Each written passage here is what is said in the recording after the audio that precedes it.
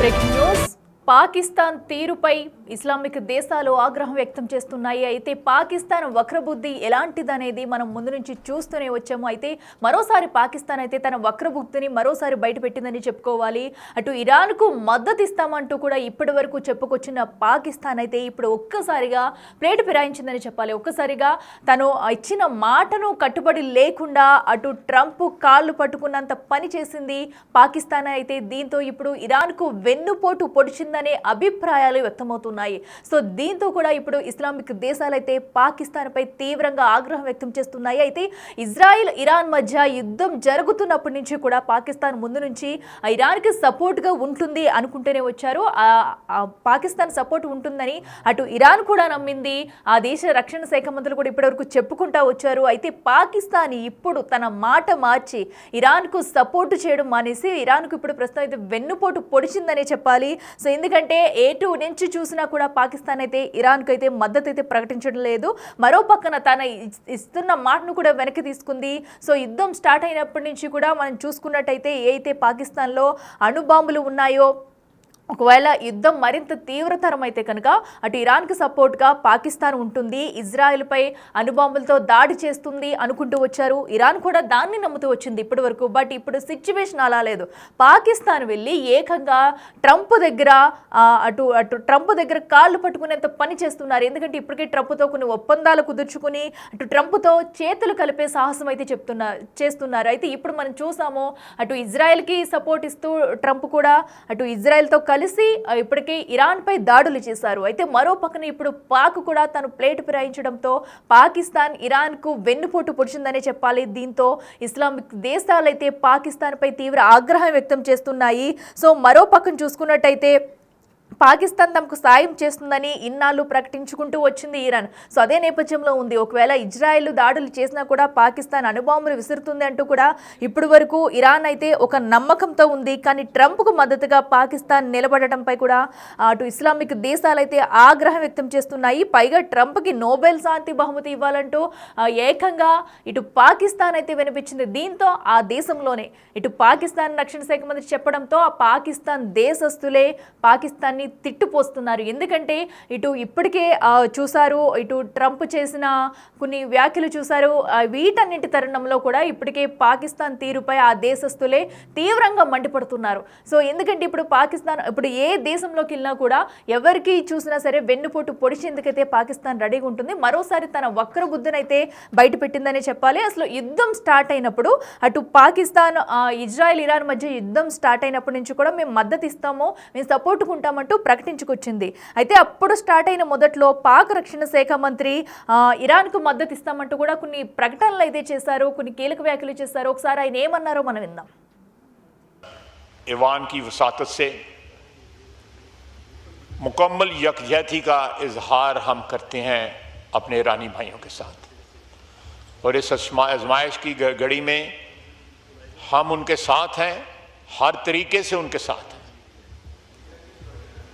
उनको जिस किस्म की ज़रूरत होगी इंटरनेशनल लेवल पे, यूनाइटेड नेशंस पे या किसी और अदारे पे या इस्लामिक कॉन्फ्रेंस के अदारे पे, कहीं भी हम उनके मफादात का जो है तहफ़्फ़ुज़ करेंगे इंशाअल्लाह ताला।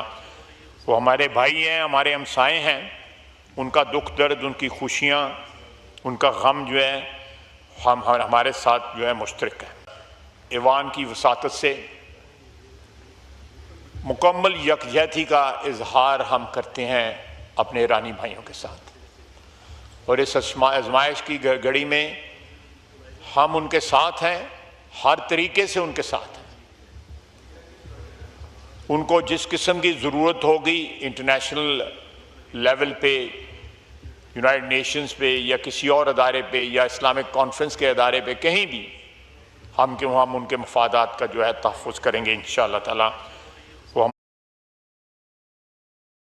ఎస్ చూసాం కదా పాక్ రక్షణ శాఖ మంత్రి ఖనాజా ఆసిఫ్ అయితే ఏం వ్యాఖ్యలు చేశారో, ఒకవేళ యుద్ధం వస్తే కనుక మా సపోర్ట్ పూర్తిగా ఇరాన్ వైపు ఉంటుందంటూ కూడా చెప్పకనే చెప్పుకొచ్చారు. అయితే ఇప్పుడు ఆ మాట అయితే మార్చింది. అయితే మరో పక్కన ఇరాన్ ఎంత గట్టి నమ్మకం ఉందంటే ఒకవేళ ఇజ్రాయెల్ మాపై దాడి చేస్తే కనుక పాకిస్తాన్ ఖచ్చితంగా అణుబాంబులతో దాడి చేస్తుందంటూ ఇరాన్ అయితే చెప్పుకుంటూ వచ్చింది. ఎవరైతే ఇరాన్కు చెందిన ఐఆర్జీసీ జనరల్ మొహసిన్ రిజాయి ఉన్నారో ఆయనైతే చెప్పారు, చాలా నమ్మకంతో పాకిస్తాన్ మాకు మద్దతు ప్రకటిస్తుంది, మాకు ఇజ్రాయెల్ దాడి చేస్తే అణుబాంబును ప్రకటిస్తుందని చెప్పుకొస్తే మాత్రం అటు పాక్ విదేశాంగ శాఖ మంత్రి అయితే మేము అణుబాంబు అయితే వేయము కానీ మద్దతు ప్రకటిస్తామంటూ కూడా అక్కడే తమ లోపాయికారి ఒప్పందం అయితే కుదుర్చుకున్నట్టు కనిపిస్తుంది. సో ఎందుకంటే ముందు పూర్తి మద్దతు ఉంటుందని చెప్పిన వారు నెక్స్ట్ పాక్ విదేశాంగ శాఖ మంత్రి ఎవరైతే ఉన్నారో ఆయన మాత్రం మేము అణుబాంబు అయితే వేయము, కేవలం మద్దతు మాత్రమే ప్రకటిస్తామంటూ కూడా ఆయన చెప్పుకొచ్చారు. ఒకసారి ఆయన ఏమన్నారు చూద్దాం.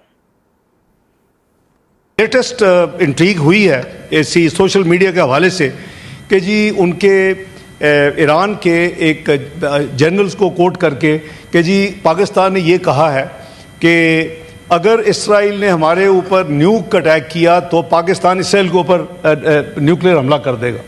ये इतनी गैर ज़िम्मेदाराना और इतनी झूठी खबर है और वो सोशल मीडिया में चलती चलती अभी मुझे थोड़ी देर पहले पता चला कि डेली मेल ने पिक कर लिया इंग्लैंड में।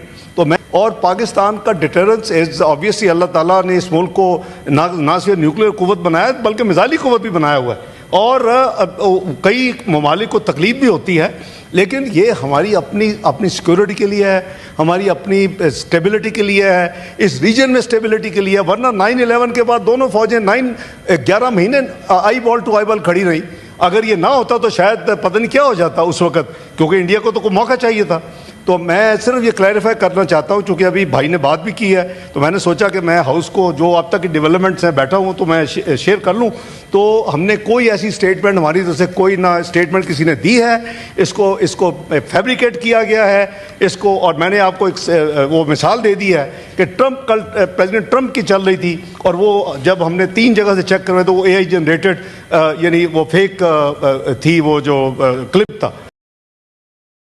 ఎస్ చూసాం కదా అటు పాకిస్తాన్ విదేశాంగ శాఖ మంత్రి మాట్లాడిన వ్యాఖ్యలు అయితే అణుబాంబును అయితే మేము వెయ్యము, కేవలం మద్దతు వరకు అయితే ప్రకటిస్తామంటూ కూడా వెంటనే అటు మాట మార్చిన తీరైతే మనం చూస్తున్నాము. సో అక్కడే అటు పాక్ వక్రబుద్ధి ఏంటనేది కూడా తెలుసుకుంటూ వచ్చింది. అయితే మరొక దీనిలో బిగ్ షాకింగ్ న్యూస్ ఏంటంటే ఎవరైతే పాకిస్తాన్ ప్రభుత్వం అటు ట్రంప్కి అయితే శాంతి నోబెల్ బహుమతి ఇవ్వాలంటూ ఒక నిర్ణయం తీసుకుంది. దీంతో పాటు బలూచిస్తాన్లో ఉన్న ఖనిజాలు ఏవైతే ఉన్నాయో వాటన్నింటినీ తీసుకెళ్లి అటు అమెరికాకు అంటే ట్రంప్ చేతుల్లో పెట్టేందుకు అమెరికాకు దారాదత్తం చేసేందుకు కూడా సిద్ధమైంది. సో దీనికోసమే అటు ట్రంప్తో లంచ్ మీటింగ్లో ఈ నిర్ణయాలు తీసుకున్నట్టుగా కూడా కొన్ని వార్తలు అయితే బయటకు వచ్చాయి. అయితే దీనికి సంబంధించి ట్రంప్తో ఏదైతే లంచ్ భేటీ జరిగిందో ఆసిమ్ మునీర్ ఎవరైతే ఉన్నారో లంచ్ భేటీలో కూడా ఇటు బలూచిస్తాన్లో ఉన్న ఖనిజాలన్నింటినీ కూడా అమెరికాకు దారాదత్తం చేసేందుకు సిద్ధమయ్యాడంటూ కొన్ని వ్యాఖ్యలు అయితే వచ్చాయి. అయితే ఈ మీటింగ్ కూడా ఇప్పుడు సంచలనంగా మారిందనే చెప్పాలి. అయితే దీంతో అటు పాకిస్తానీలే ఇటు ఇప్పుడు ఆ ప్రభుత్వం అయితే విరుచుకుపడుతున్నారు. అసలు ఖనిజాలను దారాదత్తం చేయడం ఏంటి, రక్తపాతం సృష్టిస్తున్న ఇటు ట్రంప్కి అయితే ఇటు శాంతి బహుమతులు ఇవ్వడం ఏంటంటూ కూడా పలు విమర్శలు అయితే వ్యక్తమవుతున్నాయి. అయితే మరో పక్కన ఈ లంచ్ భేటీకి సంబంధించిన వ్యవహారం అయితే చాలా చర్చనీయాంశంగా మారింది. ఖనిజాలను ఇవ్వడం ఏంటంటూ కూడా తీవ్ర విమర్శలు అయితే గుప్పిస్తున్నారు. ఒకసారి ఆ మీటింగ్కి సంబంధించిన డీటెయిల్స్ చూద్దాం.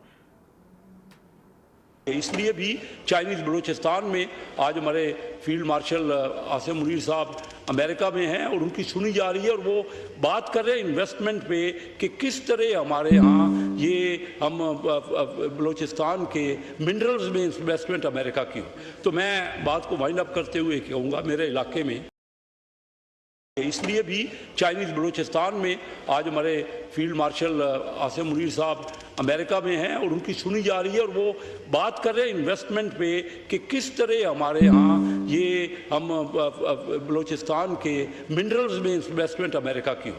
तो मैं बात को वाइंड अप करते हुए कहूँगा मेरे इलाके में इसलिए भी चाइनीज़ बलूचिस्तान में आज हमारे फील्ड मार्शल आसिम मुनीर साहब अमेरिका में हैं और उनकी सुनी जा रही है और वो बात कर रहे हैं इन्वेस्टमेंट पे कि किस तरह हमारे यहाँ ये हम बलूचिस्तान के मिनरल्स में इन्वेस्टमेंट अमेरिका की हो।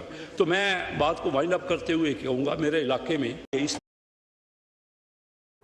ఎస్, చూసాం కదా, పాకిస్తాన్ వక్రబుద్ధి మొత్తం కూడా అందితే జుట్టు అందకపోతే కాళ్ళు అన్న చందంగా కూడా ప్రస్తుతం అయితే పాకిస్తాన్ వ్యవహరిస్తున్న తీరు, ఇటు భారత్పై దాడుల నేపథ్యంలో కూడా పాకిస్తాన్ తీరునైతే చూసాము. అప్పుడు అమెరికా ఏదో కొంచెం సపోర్ట్ చేయడంతో కూడా వెళ్ళి అమెరికా కాళ్లే పట్టుకుంటుంది పాకిస్తాన్. అయితే ఇప్పుడు ఇరాన్కి అటు మద్దతు ఇవ్వకపోవడంతో ఇస్లామిక్ దేశాలు మొత్తం పాకిస్తాన్పై ఆగ్రహం వ్యక్తం చేస్తున్నాయి. ఇదే అంశానికి సంబంధించి మరింత సమాచారం అందించేందుకు మా ప్రతినిధి సయ్యద్ ఉన్నారు. ఎస్ సయ్యద్, చెప్పండి. మనం చూస్తున్నాము పాక్ మరోసారి తన వక్రబుద్ధిని బయటపెట్టింది. అటు ఇరాన్కి వెన్నుపోటు పొడిచిందంటూ కూడా ఇస్లామిక్ దేశాలైతే దుమ్మెత్తు పోస్తున్నాయి. ఇటు అసలు పాకిస్తాన్ తీర్ని ఎలా చూడాలంటారు? ఇజ్రాయెల్ ఇంకా ఇరాన్ మధ్య కాన్ఫ్లిక్ట్ జరుగుతుందో అది రోజుకు ఒక కొత్త మలుపు, కొత్త టర్న్ తీసుకుంటుంది. అయితే 1 వీక్ బ్యాక్ కూడా ఖచ్చితంగా పాకిస్తాన్ ఇరాన్ కి మద్దతు ఇస్తుంది అనేది కూడా చాలా మంది, అంటే ఇంటర్నేషనల్ మీడియాలో కూడా ఇవే కథనాలు వచ్చాయి. కానీ ఆ లాస్ట్ 3 days నుంచి కూడా చూస్తుంటే ఇవి కంప్లీట్ గా, ఈ కాన్ఫ్లిక్ట్ అనేది కూడా కంప్లీట్ గా డిఫరెంట్ రూట్ తీసుకుంటుంది. ఎందుకంటే ఆ ట్రంప్ ఫస్ట్ ఏమో 2 రోజుల్లో ఇరాన్ కి ఖచ్చితంగా గట్టిగా బుద్ధి చెప్తామని చెప్పారు. ఆ తర్వాత వైట్ హౌస్ నుంచి అధికారిక ప్రకటన కూడా వచ్చింది, 2 weeks వరకు ఎలాంటి పరిణామాలు ఉండవు, జస్ట్ చర్చలకు మాత్రమే మేము ముందుకు వెళ్తున్నాము, చర్చలతోనే కంప్లీట్ గా విజయం సాధిస్తామంటూ కూడా వైట్ హౌస్ నుంచి ఒక అధికారిక ప్రకటన వచ్చింది. బట్ అది నిన్న వచ్చింది అండ్ ఇవాళ చూస్తే కంప్లీట్ గా ఇరాన్ పైన అమెరికా దాడి చేసింది.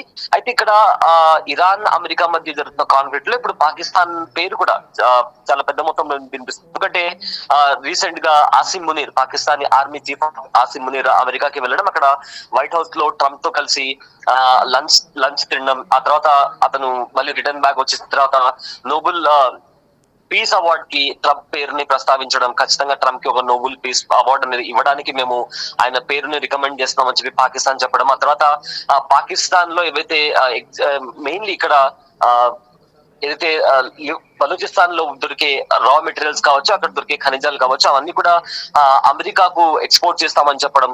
సో ఇవన్నీ చూస్తుంటే కంప్లీట్ గా పాకిస్తాన్ అమెరికాకి బానిస అయిపోయింది అండ్ ఇరాన్ కి చాలా పెద్ద మొత్తంలో కూడా వెన్నుపోటు పొడిచింది అనేది కూడా ఇప్పుడు ప్రజెంట్ గా సర్వత్రా చర్చ నడుస్తుంది.